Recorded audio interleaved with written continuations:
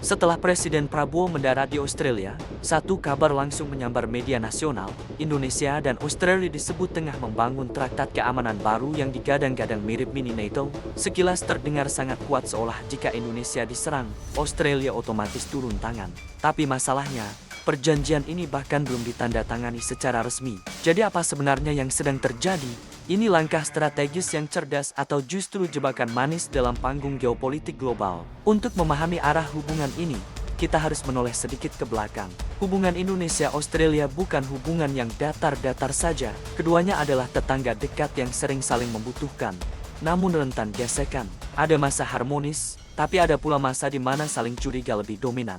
Dan dari semua bab dalam sejarah, Timur Timur adalah luka paling dalam. Saat Indonesia ingin mempertahankan wilayah itu, Australia justru vokal mendukung referendum yang akhirnya memisahkan Timur Leste dari Indonesia. Rasa ditinggalkan itu tidak pernah benar-benar hilang. Meski kedua negara telah menata ulang hubungan, isu Papua juga tidak kalah sensitif. Australia kini menegaskan dukungan penuh terhadap integritas wilayah Indonesia. Namun masa lalu mencatat banyak aksi pro-Papua yang bebas berlangsung di sana, bahkan mendapat dukungan pemerintah lokal. Belum lagi skandal penyadapan yang pernah membuat suasana diplomatik dua negara membeku. Semua ini menjadi fondasi rumit yang membuat setiap kerjasama, terutama yang menyangkut militer, selalu diperhatikan dengan kaca pembesar. Menariknya, kerjasama keamanan bukan hal baru antara Indonesia dan Australia. Di era Soeharto hubungan pertahanan terbilang erat. Lalu pada 2006 lahirlah Perjanjian Lombok yang menjadi payung hukum kerjasama keamanan lebih formal. Yang membuat traktat baru ini berbeda adalah timing dan cara pengumumannya. Substansi perjanjian sudah selesai, tapi dokumennya baru akan ditandatangani Januari tahun 2026. Namun isinya sudah diumumkan ke publik, langkah yang tidak biasa untuk perjanjian sebesar ini. Disinilah kontroversi mulai memanas. Isi perjanjiannya sendiri tampak sederhana. Yang bikin heboh adalah kewajiban konsultasi cepat jika salah satu negara menghadapi ancaman besar. Banyak orang langsung membandingkannya dengan NATO, padahal bedanya sangat jauh. NATO punya pasal 5 jika satu negara diserang, semua wajib membalas secara otomatis. Tidak ada nanti dipikir dulu. Sementara Indonesia-Australia tidak memiliki kewajiban itu. Mereka hanya wajib berkonsultasi dan mempertimbangkan tindakan bersama sesuai proses politik masing-masing negara. Artinya, tidak ada kewajiban perang otomatis. Ini bukan aliansi militer.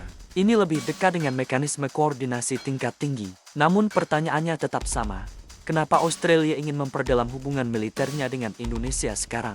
Jawabannya justru sangat logis. Dari puluhan selat di Indonesia, 4 di antaranya Malaka, Sunda, Lombok, dan Makassar adalah choke point dunia. Jalur perlintasan internasional yang menentukan hidupnya perdagangan global. Australia tahu bahwa siapapun yang punya pengaruh di jalur-jalur itu punya kekuatan strategis dalam tatanan dunia, dan Indonesia berada tepat di tengah-tengah jalur vital tersebut. Selain itu, Indonesia berada di utara Australia sebagai benteng geografis. Jika Indonesia goyah, Australia ikut goyah. Itulah sebabnya stabilitas Indonesia bukan hanya penting, tapi mutlak bagi Canberra. Ditambah lagi isu kehadiran Cina dan rumor-rumor pangkalan militer asing di wilayah Indonesia, membuat Australia semakin ingin memastikan bahwa Indonesia tetap berada dalam orbit kemitraan yang tidak mengancam mereka. Dengan kata lain, Australia tidak ingin ada kekuatan besar yang tiba-tiba mendapat pijakan di depan pintu rumahnya. Tetapi di balik semua keuntungan, ada satu dilema besar untuk Indonesia. Kerjasama yang semakin erat ini bisa mengganggu prinsip politik luar negeri bebas aktif. Prinsip yang sejak awal berdiri Indonesia selalu menolak bergabung blok manapun. Jika Indonesia terlihat terlalu dekat dengan Australia yang secara geopolitik berada dalam orbit Amerika Serikat, negarawan dan publik akan mempertanyakan apakah Indonesia masih netral. Kekhawatiran ini bukan tanpa alasan, mengingat rivalitas AS-Cina sedang memanas dan setiap langkah diplomasi negara-negara Asia Tenggara sedang diawasi ketat. Pada titik inilah perbedaan kepentingan mulai tampak jelas. Indonesia lebih mengutamakan ASEAN dan kemandirian strategis, sementara Australia lebih dekat dengan agenda Barat. Jika suatu hari terjadi krisis regional, kecepatan dan arah respons bisa saja berbeda. Apalagi dinamika politik domestik dua negara sangat labil. Di Indonesia, isu Australia mudah memicu emosi publik. Di Australia, topik Papua, eksekusi mati, dan gelombang pencari suaka selalu menjadi sumber tekanan politik yang bisa merusak hubungan. Yang sering dilupakan publik adalah bahwa geopolitik bukan hanya soal fakta, tapi persepsi. Dan persepsi dunia internasional terhadap sikap Indonesia bisa berubah hanya karena satu perjanjian. Jika Cina merasa Indonesia bergerak ke arah barat, hubungan ekonomi dan keamanan bisa ikut tegang. Jika Indonesia terlihat terlalu dekat dengan Australia, kekuatan lain akan membaca itu sebagai pergeseran orientasi. Padahal, seringkali Indonesia hanya ingin kerja sama praktis, bukan berpihak. Karena itu, tantangan terbesar Indonesia bukan memilih pihak, melainkan menjaga jarak yang pas. Dekat cukup untuk mendapatkan manfaat, tapi tidak terlalu dekat hingga kehilangan otonomi.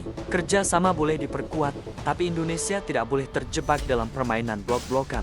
Dan inilah seni menjalankan politik bebas aktif di era yang jauh lebih kompleks dibanding masa Perang Dingin.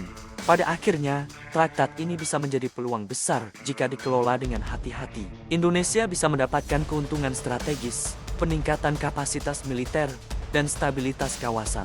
Namun jika salah langkah, Indonesia bisa terseret ke dalam pusaran rivalitas kekuatan besar yang membuat posisi diplomatik semakin sulit. Kuncinya hanya satu, keseimbangan. Indonesia harus tetap tegak di tengah badai geopolitik, tidak terumbang-ambing, dan tetap memegang kendali atas kepentingan nasionalnya sendiri.